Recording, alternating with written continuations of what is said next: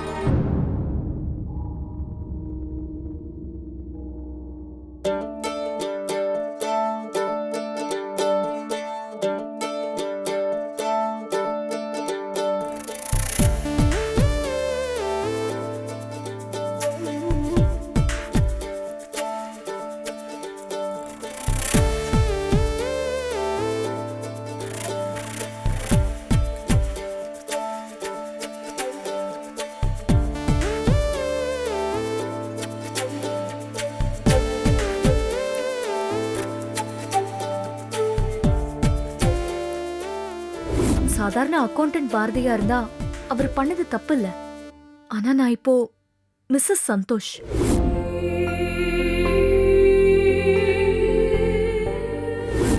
என்னை பொறுத்த அளவுக்கு உங்களோட மனைவிங்கிற அந்தஸ்தை நான் காப்பாத்தி ஆகணும்.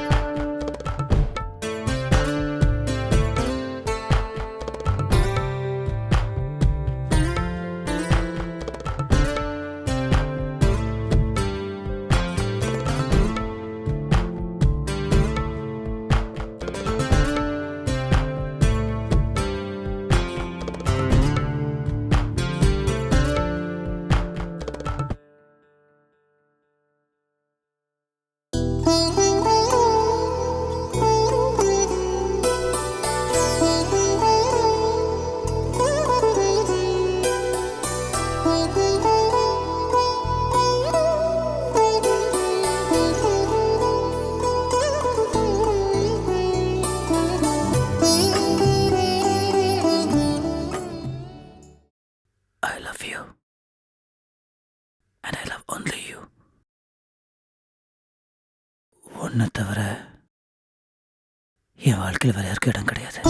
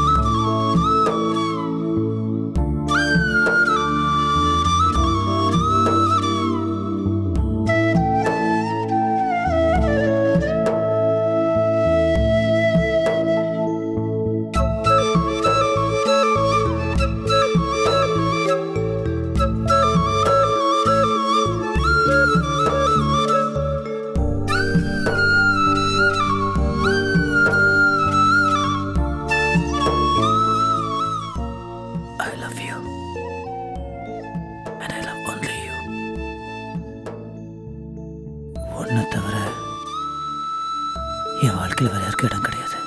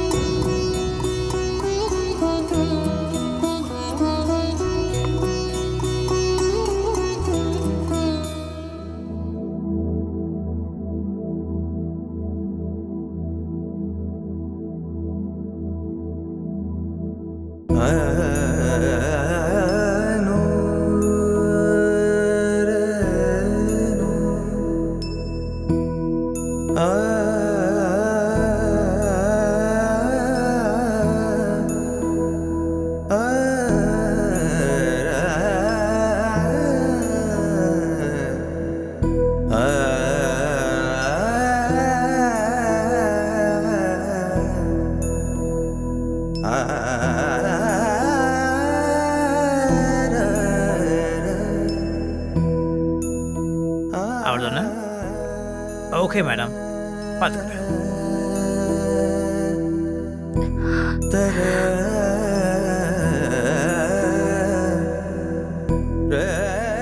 சொந்த பொண்டாட்டிக்கிட்ட காதல சொல்ல வெட்கப்படுற புருஷா, நானும் உன்னை காதலிக்கிறேங்கிறத எப்படி சொல்றது?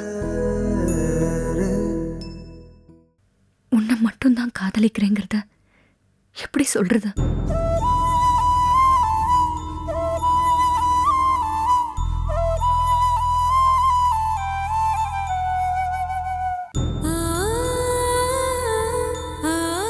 Good night.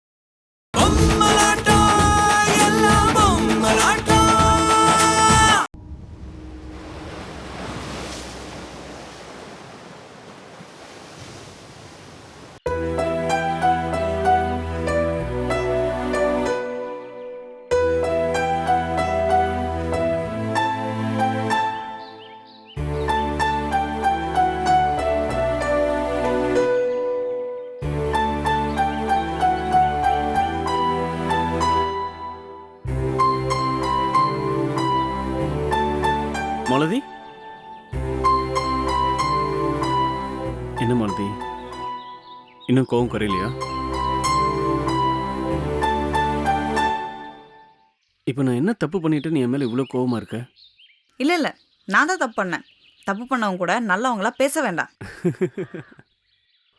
இங்கே பாரு மாலதி, ஒரு விஷயம் கேள்விப்பட்டேன், அதுவும் வாங்கிட்டு ஸ்ட்ரைட்டாக கேட்டேன். அதில் என்ன தப்பு இருக்கு?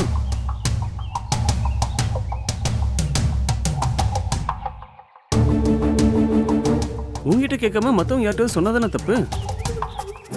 விஷயத்தை கேள்விப்பட்டதும் என்ன பண்ணணும்னு சொல்ல வர? உங்ககிட்ட கேட்காம மற்றவங்கள்ட்ட உன்னை பற்றி விசாரிக்கணும்னு சொல்ல வரியா? இங்கே பாரு, ஒரு ஃப்ரெண்டு இன்னொரு ஃப்ரெண்டுக்கிட்ட எவ்வளோ ஃப்ராங்காக இருக்க முடியுமோ அப்படி தான் நான் இருந்தேன். அப்படி நான் பண்ணது தப்புனா please, I am so sorry.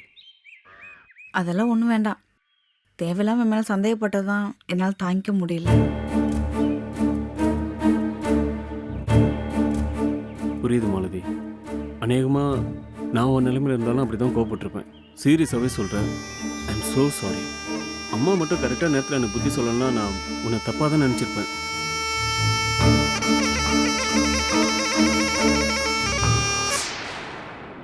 ஃப்ரெண்ட்ஸ்குள்ள sorry கிரியெல்லாம் வேண்டாம். நம்ம எப்போவுமே இப்படி பார்க்லேயே மீட் பண்ணிப்போம். இனி சோஃபி வீட்டுக்கெலாம் போக வேண்டாம், எனக்கு பிடிக்கல.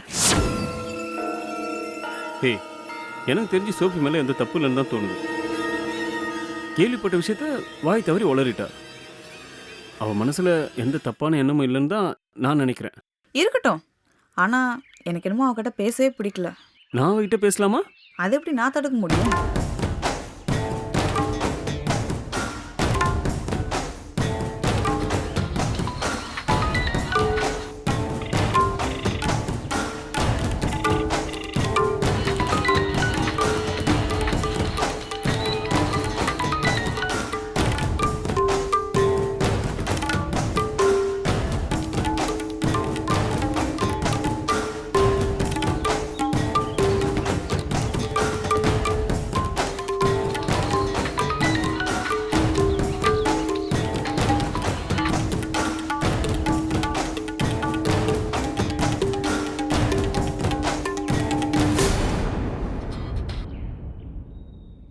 என்ன மாலதி, ஃபோன் வந்துக்கிட்டே இருக்கு. யார் என்னன்னு பாரு. ஒரு தேவையில்லா தொல்லை. திரும்ப திரும்ப ஃபோன் பண்ணிகிட்டே இருக்காங்க. அட்டன் பண்ணி என்னன்னு கேளு. ஏதாவது எமர்ஜென்சியாக இருக்க போகுது. ஒரு நிமிஷம் பேசிட்டு வந்துடுறேன். தாராளமா.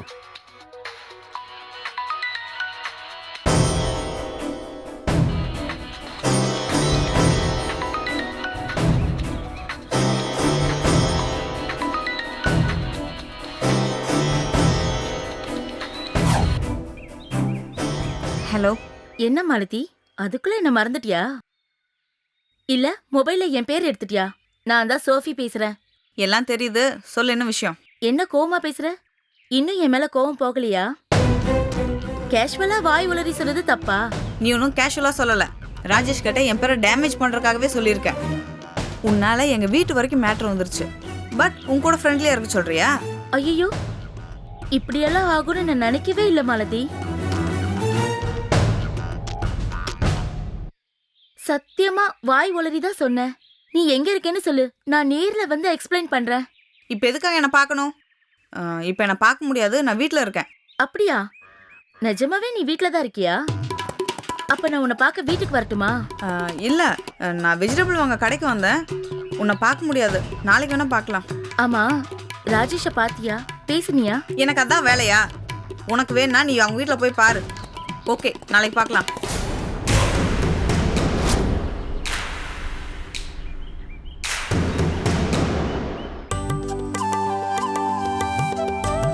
என்ன பேசியாச்சா? தேவையெல்லாம் பேசி என் மூட் அவுட் ஆனதான் மிச்சம். ஏன் ரொம்ப தொல்லையாக இருந்தால் ஃப்ரெண்ட்ஷிப்பை கட் பண்ண வேண்டியதானே? நானும் அதை பற்றி தான் யோசிச்சுட்டு இருக்கேன். எனக்கு என்னமோ இந்த இடமே எரிச்சலாக இருக்கு. ஃபோனில் தொல்லை பண்ண அந்த இம்சை நேரில் வந்தாலும் வந்துடும். பேசாமல் நம்ம 2 பேரும் சினிமாக்கு போகலாமா? Good idea. போலாமே. இப்போ கிளம்புனா கரெக்டாக இருக்கும். போலாமா?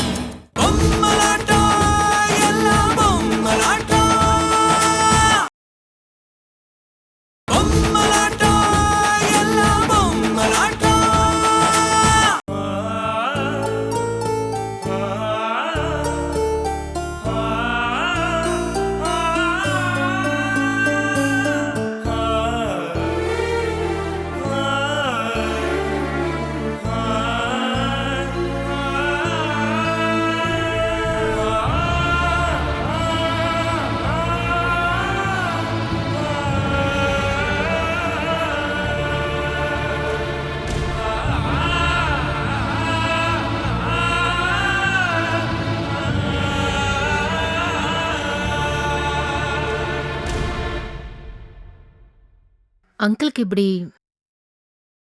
நினைச்சாலே மனசுக்கு ரொம்ப கஷ்டமா இருக்கு. திடீர்னு இப்படி ஆயிடுச்சு. ஒரு வாரமாவே அவர் இப்படிதான் இருக்காரு. சாப்பாடு எல்லாமே உள்ள டியூப் வழியா தான் போயிட்டு இருக்க. அதான் ஆள் பாதியை அழிச்சிட்டாரு. எவ்வளவு கம்பீரமானவர். அவரை பார்த்து நானே ஆச்சரியப்பட்டிருக்கேன். இப்போ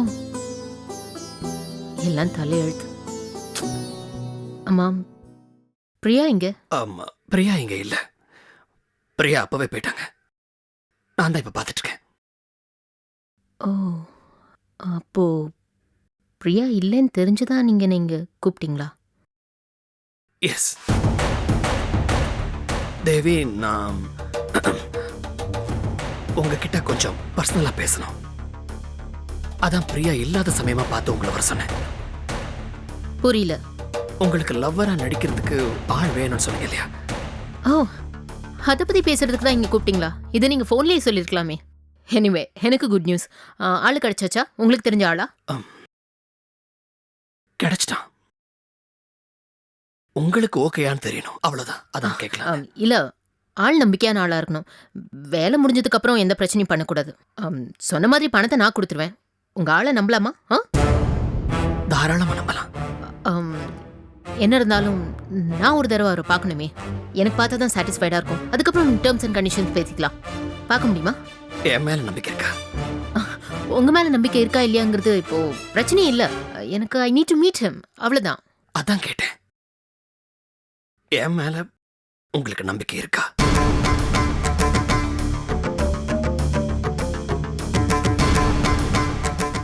What do you mean?